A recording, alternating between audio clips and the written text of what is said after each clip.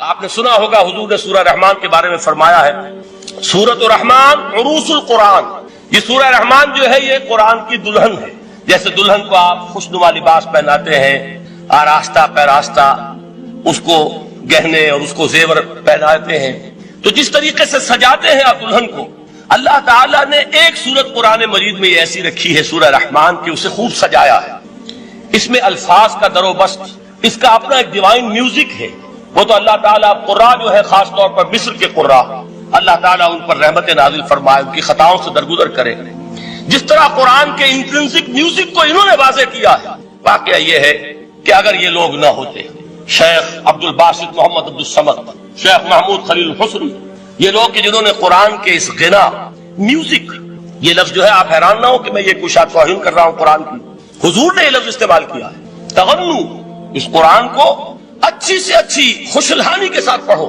من لم یتغن بالقرآن فلیس منا، جو قرآن کو بہتر سے بہتر انداز میں، اچھی سے اچھی آواز میں، خوشلہانی کے ساتھ پڑھنے کی کوشش نہیں کرتا، وہ ہم میں سے نہیں ہے۔ بلکہ ایک مرتبہ حضور رات کے وقت آپ گشت پر تھے اپنے ساتھیوں کے حالات معلوم کرنے کے لیے، حضرت ابو موسیٰ اشعری رضی اللہ تعالیٰ عنہ ایک صحابی ہیں، ان کے گھر کے پاس سے گزر ہوا، وہ رات کو تہجد پڑھ رہے تھے، کھڑے ہوئے کیف کے عالم میں قرآن تلاوت کر رہے ہیں۔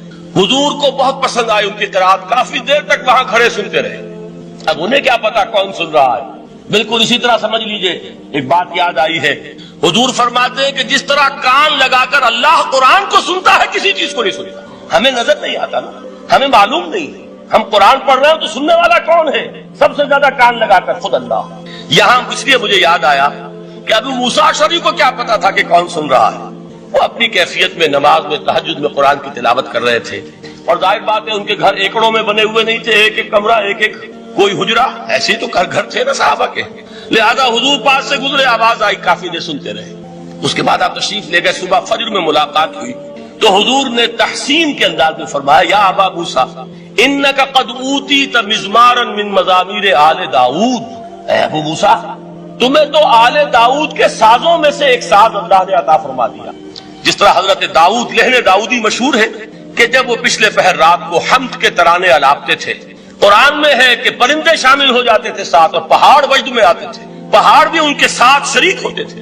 تو جس طرح کا اللہ نے ان کو لہن عطا فرمایا تھا، حضور نے تحسین کے انداز میں فرمایا ہے ابو موسیٰ اشعری، اللہ نے تمہیں بھی آل داؤد کے سازوں میں سے ایک ساز عطا فرمایا ہے۔ بہرحال قرآن مجید کا جو یہ میوزک ہے، قرآن کے الفاظ کا جو حسن ہے، جہاں تک حسن معنوی ہے وہ تو ہر لفظ میں ہے، لیکن یہ حسن ظاہری، حسن صوتی، حسن لفظی، یہ اپنے کلائمیکس پر آپ کو نظر آئے گا سورہ رحمان۔ لیکن قرآن میں یہ سورت اس اعتبار سے بھی ممتاز ہے، اس کی 4 آیات پر ذرا توجہ کریں گے، عجیب حقائق سامنے آئے گا۔ جہاں یہ قرآن مجید کے حسن صوت اور حسن لفظی کی معراج ہے، وہیں اس کی پہلی 4 آیات میں 4 چوٹی کی چیزوں کا ذکر ہے، سب سے اونچی چیز ہے۔ پہلی آیت کیا ہے؟ الرحمن، ایک آیت ہو گئی۔ رحمان کیا ہے؟ اللہ کا نام ہے۔ کبھی آپ نے غور کیا اللہ کے ناموں میں سب سے پیارا نام کون سا ہوگا؟ رحمان۔ کیوں؟ اس کا مادہ کیا ہے؟ رحمت۔ ہمیں سب سے بڑھ کر جس چیز کی ضرورت ہے وہ کیا ہے؟ رحمت خداوندی۔ نام اچھی طرح سن لیجئے اس حضور کے قول کو۔ حضور فرماتے کوئی شخص جنت میں مجرد اپنے عمل کی بنیاد پر داخل نہیں ہو سکے گا جب تک کہ رحمت خداوندی دستگیری نہ کرے۔ کسی صحابی نے بڑی ہمت اور جرأت کا ثبوت دیا کہ پوچھ لیا، کیا حضور آپ بھی؟ جب آپ نے فرمایا کوئی شخص داخل نہیں ہو سکتا جنت میں محض اپنے عمل کی بنیاد پر جب تک کہ رحمت خداوندی جو ہے وہ دستگیری نہ فرمائے۔ پوچھا گیا کیا آپ بھی؟ آپ نے فرمایا ہاں میں بھی۔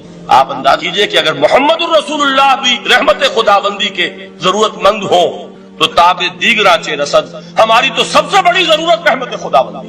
اب یہ رحمت جو ہے قرآن مجید میں اللہ تعالیٰ کی یہ شان 2 الفاظ کے ذریعے سے آتی ہے، رحیم اور رحمان، اور کوئی مادہ نہیں ہے جس سے 2 نام بنتے ہوں اللہ کا، لیکن یہ مادہ ہے واحد رحمت کا کہ جس سے رحمان بھی ہے رحیم بھی ہے۔ رحیم صفت مشبہ ہے، رحمت دائم ہو جائے گی، مستقل ہوگی تو رحیم کہیں گے، اور رحمان اس میں رحمت کی ہے وہ شان ہے کہ جیسے ٹھاٹھے مارتا ہوا سمندر ہو، ہیجان کی کیفیت، طوفانی کیفیت، رحمت خداوندی کا طوفانی جوش، وہ ہے رحمان۔ آپ تو رہتے اس علاقے میں ہیں، آپ کو معلوم ہے عرب اگر بھوکا مرا جا رہا ہو تو کیا کہے گا؟ انا جوعان۔ پیاسا مرا جا رہا ہو انا عطشان۔ بہت غضبناک ہوگا غضبان، غضبان آصفہ قرآن میں آیا، بہت غضبناک۔ رحمان جس کی رحمت جو ہے جوش میں ہے، ٹھاٹھے مارتے ہوئے سمندر کے مالک۔ تو یہ اللہ تعالیٰ کے ناموں میں سب سے پیارا نام۔ اب آگے چلیے، الرحمن علم القرآن، رحمان نے قرآن سکھایا۔ رحمت خداوندی کا سب سے بڑا مظہر، رحمان کی رحمانیت کا سب سے بڑا مظہر قرآن ہے۔ ان میں جو منطقی ربط ہے اس کو سمجھتے جائیے۔ اچھا آپ یہ سوچئے، جو علم بھی انسان کو حاصل ہوا وہ کس نے دیا؟ اللہ نے۔ سائنس کا علم کس نے دیا؟ اللہ نے۔ علم آدم الاسماء کلھا، وہ علم الاسماء جو حضرت آدم کو دے دیا گیا تھا ازل میں، یہ اسی کا ظہور ہے، یہ اسی کی ایکسفولیشن ہے جو ہو رہی ہے اور ہوتی رہے گی ابھی۔ اور جو اور دوسرے علم ہے وہ کس نے دیا؟ اللہ نے۔ لا یحیطون بشیء من علمہ الا بما شاء، مخلوق میں سے کوئی اللہ کے علم میں سے کسی شے کا احاطہ نہیں کر سکتا مگر وہ جتنا اللہ دینا چاہے۔ لیکن یہ کہ تمام علوم میں چوٹی کا علم قرآن، نوٹ کرتے جائیے، چوٹی کی چیزیں جمع کی۔ اللہ کے ناموں میں چوٹی کا نام رحمان، اللہ نے جو کچھ انسان کو سکھایا اس میں چوٹی کا علم قرآن۔ خلق الانسان، انسان کو پیدا فرمایا۔ سوال یہ کہ حیوانات کو کس نے پیدا فرمایا؟ آسمان کس نے پیدا کی؟ زمین کس نے پیدا کی؟ میرا مالک اللہ، میرا رازق اللہ، میرا محافظ اللہ، میرا مددگار اللہ، میرا پشت پناہ اللہ، میرا دوست اللہ۔ یہ دوستی ہے اللہ کی جو لب لباب ہے، حاصل ہے ایمان کا، اسی کا نام ولایت ہے۔ اولیاء اللہ کے سروں پر سینگ نہیں ہوتے، جس کے دل میں ایمان راسخ ہو چکا ہو وہی اللہ کا ولی ہے، جسے اللہ پر یقین ہو چکا ہے وہی اللہ کا ولی ہے، جسے یقین ہے اللہ میرے ساتھ ہے، میرا مددگار، میرا پشت پناہ، میرا ساتھی، میرا دوست، میرا محبوب، میرا محب۔ اللہ اہل ایمان سے محبت کرتا ہے۔ واللہ یحب الصادقین، ان اللہ یحب الذین یقاتلون فی سبیلہ صفا کانہم بنیان مرصوص۔ اللہ محبت کرنے والا، اہل ایمان محبوب، اور اہل ایمان محبت کرنے والے اللہ محبوب۔ والذین آمنوا اشد حبا للہ۔ آپ تصور کیجئے جسے یہ رشتہ ایمان یا رشتہ ولایت حاصل ہو جائے، الا ان اولیاء اللہ لا خوف علیہم ولا هم یحزنون، آگاہ ہو جاؤ، اللہ کے دوستوں کے لیے نہ کوئی خوف ہے نہ کوئی حزن ہے۔ اور میں بیان کر چکا تھا، خوف اور حزن کے خاتمے ہی کا نام امن ہے۔ زوال خوف، زوال حزن، یہ خوف اور حزن کیوں آتے ہیں بار بار؟ اللہ تخافوا ولا تحزنوا، دونوں آ گئے۔ الا ان اولیاء اللہ لا خوف علیہم ولا هم یحزنون، پھر وہی دو، وہ کیوں ہے؟ خوف ہوتا ہے کسی مستقبل کی بات کا، یہ نہ ہو جائے، وہ نہ ہو جائے، یہ نقصان نہ پہنچ جائے، یہ تکلیف نہ ہو، یہ غضب نہ آ جائے، خوف ہے مستقبل سے۔ حزن ہے یہ کیوں ہوا، یہ نہیں ہونا چاہیے تھا، یہ میرا فلاں چیز میرے ہاتھ سے جاتی رہی ہے، فلاں موقع نکل گیا، اب بیٹھے ہوئے ہیں اندر ہی اندر کوڑ رہے ہیں، صدمہ ہے اور رنج ہے۔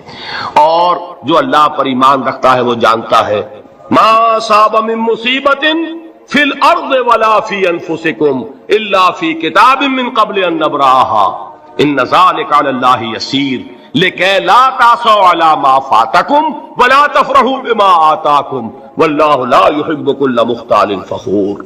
اس زمین میں یا تمہاری جانوں میں کوئی تکلیف، کوئی مصیبت نہیں آ سکتی سوائے اس کے کہ جو اللہ نے لکھ دی ہو، اس سے پہلے کہ وہ ظاہر ہو۔